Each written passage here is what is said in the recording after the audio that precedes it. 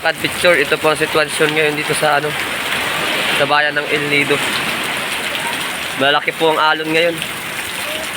Gawa ng bagyong Christine. Yan, pinagtutulungan po nilang ibaba para mabalik sa laot yung bangka. Kasi pag pinabayaan diyan, pwede siyang madurog. Pwedeng madurog ang bangka. Malakas. Ito po. Bali ako po, aakyatin ako sa bangka ko. Sisiking ko yung aking bangka. Babantayan ko po mamayang gabi hanggang ngayon po, tanghali.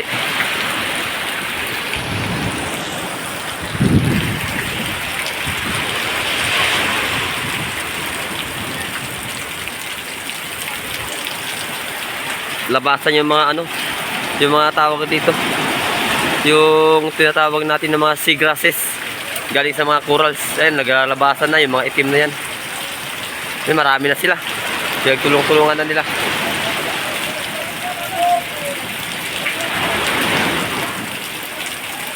Yan na, matututok na. Ayan, nadiretso na nila. Pag nadiretso na nila, pwede na nilang itutulak na nila palaot.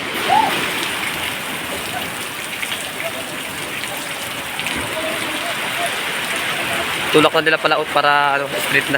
Tapos hilain na lang ng kapitan doon sa taas. Kasi pag napabayaan po ang bangka dito sa playa, pwedeng durugin ng alon.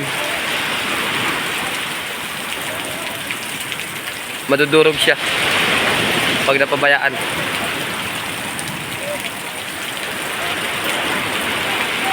Yun na, yun na. Yun. Yan, karamihan dyan, mga kapitan, mga helper. Tulong-tulong dito. Hindi ako makatulong mga ka-adventure kay nagbablog ako. Yun. Thank you, Lord. Nababa na siya. Muntik na. Yung nakaraang taon kasi may nasira talaga dito. Lubog talaga.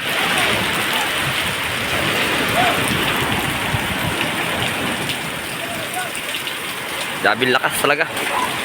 Kaya yung mga turista natin ngayon dito sa bayan ng El Nido, mga lang, mga inland tour lang ngayon. Walang island tour. Inland tour lang.